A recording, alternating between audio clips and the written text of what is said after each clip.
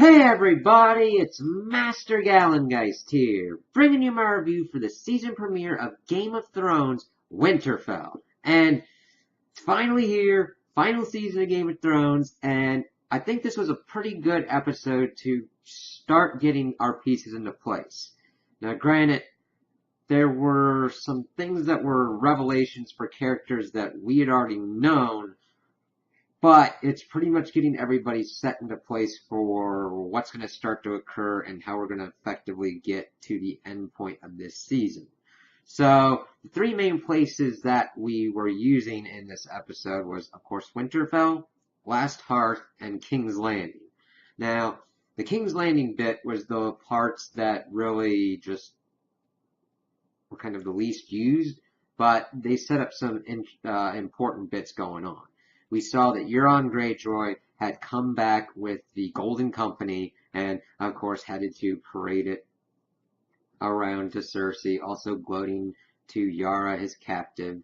And he brought in the head of the Golden Company, and we got kind of a rundown of what they've got, about like 20,000 troops, which I think Cersei wanted more, and no elephants. And it's kind of a sticking point for her a little bit, which is kind of funny, but she's gotten to such a place that she has pretty much lost most of her support structure. She's lost her brother, and I think she's just a little bit pissed and a little bit petty about not getting elephants, because Daenerys has dragons. I mean, it's another kind of thing to kind of put her on par with Daenerys, so that was kind of interesting. Of course, the head of the Golden Company leaves, and Euron is pretty much trying to at least get some kind of reward, or at least something to go on, because Cersei at first was like, yeah, we'll win this war, and then you'll get your reward. But then he's like, well, I can do whatever I want. So she had to have sex with him in order to kind of make sure that it was in balance, because if he has no sign that he's getting what he wants, he'll just bolt out. I mean, he could take those 20,000 and do whatever the fuck he wanted to. Yara even brought up that he was on the losing side. He's like, I can leave whenever I want. That's just his kind of persona. He's the kind of wild card part in there. So he's going to be one to watch. And we see that they do go through with it, and he's trying to compare himself to the Fat King and everything like that, and trying to get a beat on her, and she, of course, is just calling him the most arrogant man she's ever met and everything, and he says that he's going to put a prince inside of Cersei, but of course, she doesn't remark, if anything. She just kind of smiles as he walks off, knowing that she's already pregnant. Then we also get that Bronn is trying to have sex with these three prostitutes, but they're all talking about what had happened with Daenerys coming in and burning up most of the Lannister forces and everything, and what was going on with their regulars. And he's like, I kind of just want to fuck here, you know? And they're about to get in onto it, but of course Qyburn comes in, and of course he's got to stop. I mean, Qyburn gives him a new kind of mission, and that he's talking about how, yeah, I've been kicked out of the Citadel and everything, and I've now risen to be the hand of the Queen. Just imagine what somebody could be if, I don't know, they helped her on this thing of killing her two brothers.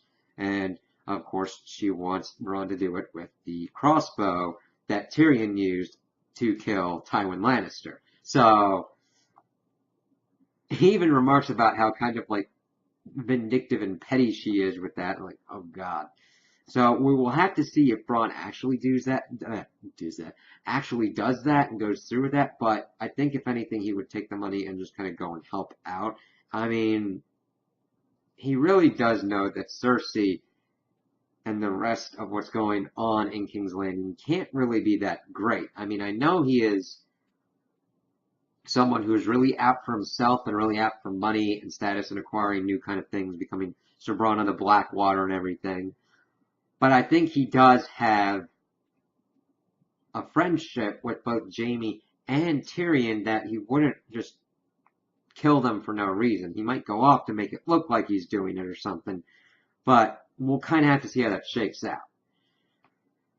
So the bulk of the episode is dealing with Winterfell, and I like kind of the opening shot as we see this kid trying to see Daenerys' forces coming into Winterfell. We see that Arya is watching on as well, and that Jon doesn't recognize her or sees her at first, and continues on, and we see that the Hound is also with them, and Arya is able to see him, like kind of just shocked that he's still alive. But we get everybody into Winterfell. We see that Jon embraces Bran and starts to understand that he's not the same Bran that he's been used to. Getting more accustomed to his kind of three-eyed raven existence. And then asking, of course, where Arya is at and all that. And then introduces Daenerys and Sansa and everything. And, of course, Daenerys is being actually pretty polite, saying how beautiful the North is and everything. Sansa saying that Winterfell is hers. And then, of course, Bran starts delivering the bomb that, yeah, the White Walkers have kind of come through the wall and they've got your dragon, so we gotta do some shit here. So it's like, yeah, that's... I kind of really like this weird just existence that Bran is in at the moment, because it just comes up as awkward for most of the things coming up. It's like, oh, okay, yeah, you guys are having this nice touching thing, this nice diplomatic thing. Yeah, I'm looking at shit in my head, and we could be fucked. So let's kind of get on that. So they go in, and they pretty much have their kind of meeting in the Great Hall and all that. They bring up the Lord Umber needs his kind of horses and everything to get everybody out of Last Hearth and all that, and of course they're granted for him, and he goes off to do that, the little kid and everything, which we shall see later. Then we're getting into where Sansa kind of gets a little bit petty. I'm thinking about, like, okay, we need resources to feed all these troops, and what do dragons even eat? And of course Daenerys is like, they eat whatever they want. But I'm just like, okay, you needed a force to fight the White Walkers. I mean, granted, I understand you probably didn't expect a force this big, and of course dragons are a wild card to defeat anyway. It's just, okay, why are you being petty? It's really weird because most of this episode and most of the arc is for Sansa to essentially be what I'm terming the good guy's Cersei, but she really isn't. I mean, she's mainly Cersei's bad qualities.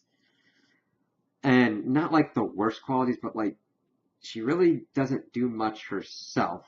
And she usually gets into some kind of wholly screwed up situation that she really doesn't get herself out of most of the times. And that's not me like really hating the character. I mean, I've liked that she's kind of changed up throughout most of the seasons. It's just, we're being told all these things about her, and I'm like, I don't see most of those things.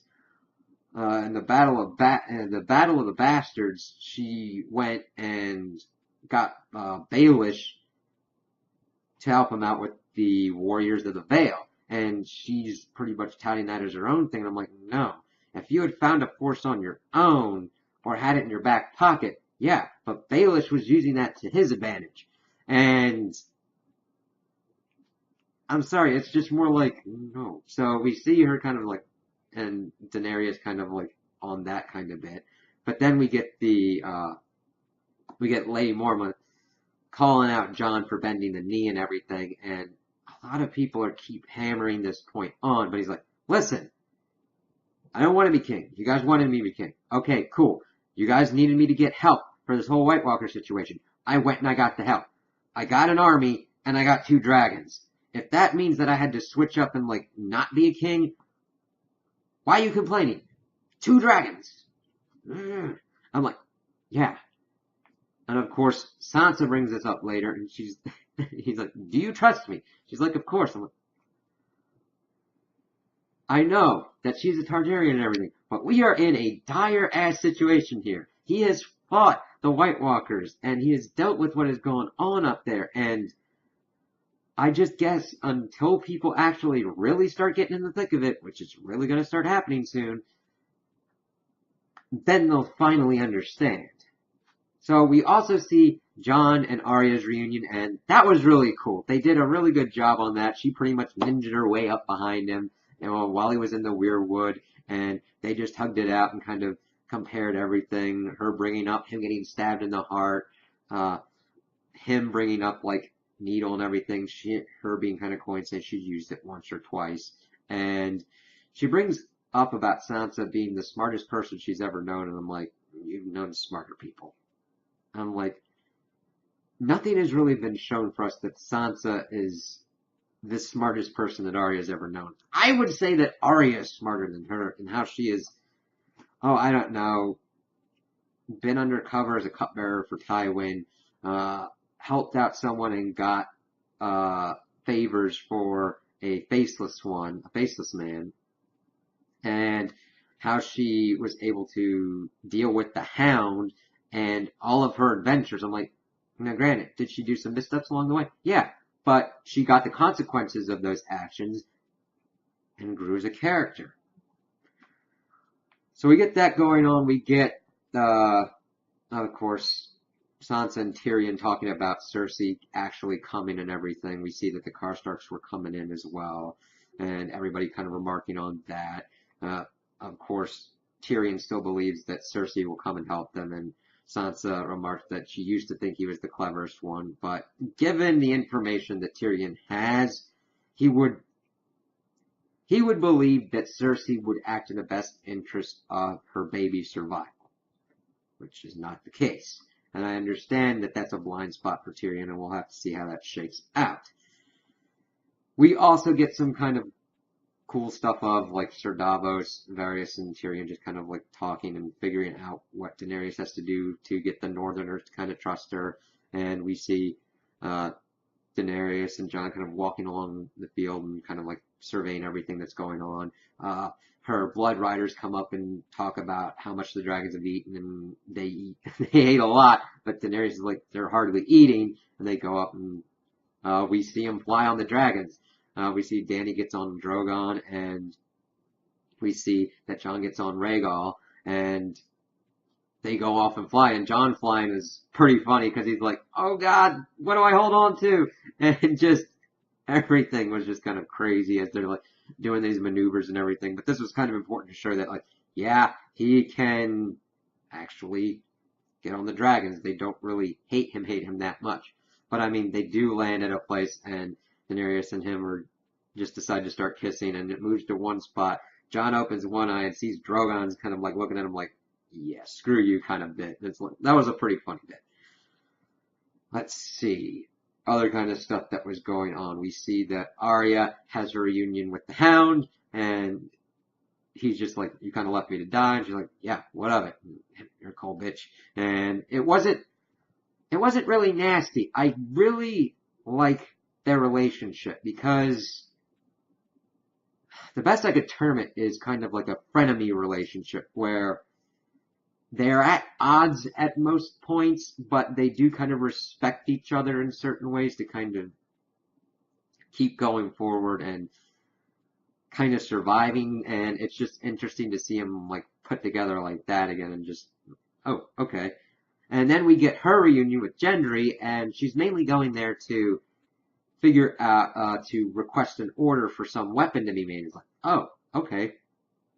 That's kind of cool, but it was a little bit fast, so I didn't exactly see what she wanted. It looked kind of spearish or something, so we'll have to see how that works out. And it's kind of funny because Gendry keeps calling her my lady and everything, and like a rich girl and all that. It's like, nah, not like most rich girls you meet. I'm interested to see how that could pan out because they could be an interesting couple if they survive. But they could also be interesting combat buddies when it gets into the thick of it. As we see that Gendry is going through and making as many dragonglass weapons as possible. He was making a giant axe for the Hound and just everything that's going on with that. And that's pretty cool. Another cool bit that leads into the important revelation for Jon is that we see that Daenerys and Jorah are going into and are talking to Samwell. And, of course, she's thanking him for helping treat Jorah's grayscale and everything.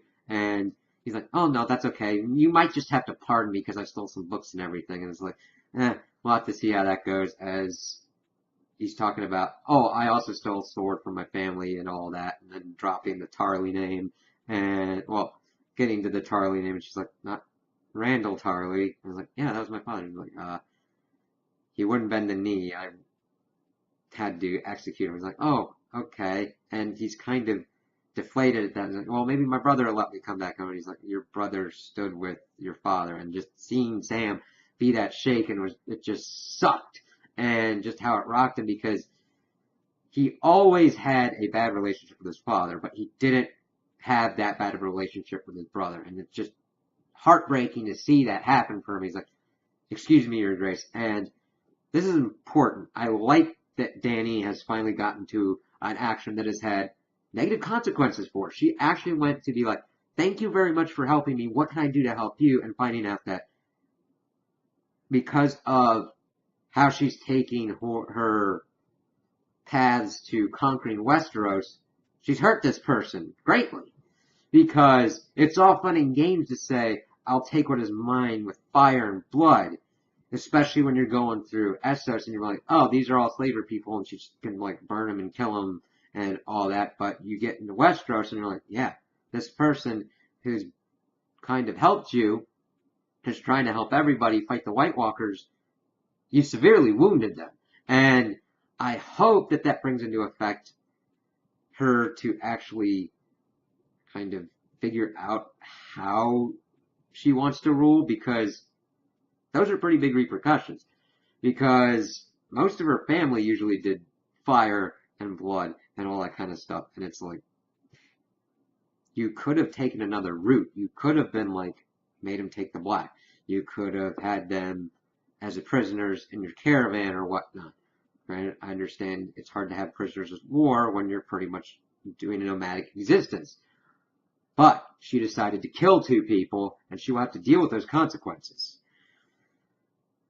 I really have liked Daenerys' arc because she is not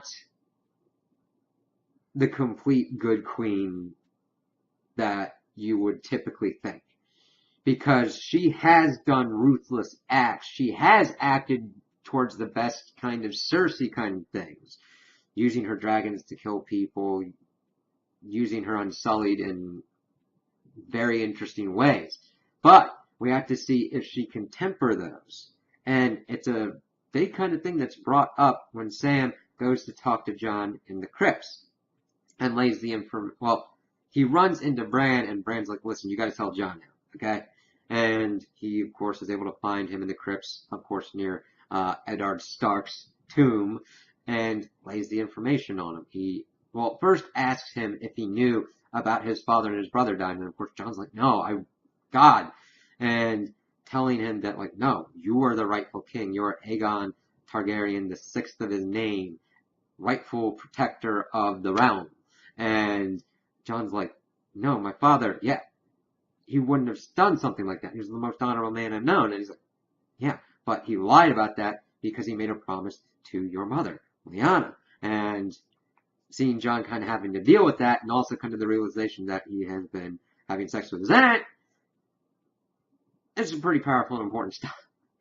Now, it's not as important to us, but it's important to his character to see what's going to be going on, because, of course, Sam is now in the fact of he has seen and led with Jon all these years, and he's like, listen, you've been born to be a king. You have done all these things against all these great hardships, and you didn't even know that. And you've given up your crown to help your people. Would Daenerys do that? And that's an important thing. Daenerys views the Iron Throne as hers, and she will take it with fire and blood. Would she give up that crown to save people? Now, granted, we understand through what she's gone, everything that she has sacrificed, and she has sacrificed a great deal. But if push comes to shove, we have seen Jon in these situations give up these things to protect people and do what he believes is right and good. Would Daenerys do the same thing? I like having that kind of thing going on in there. It's like, all right, that's pretty cool. And just to see what that's going to throw out and what kind of character developments will come from that.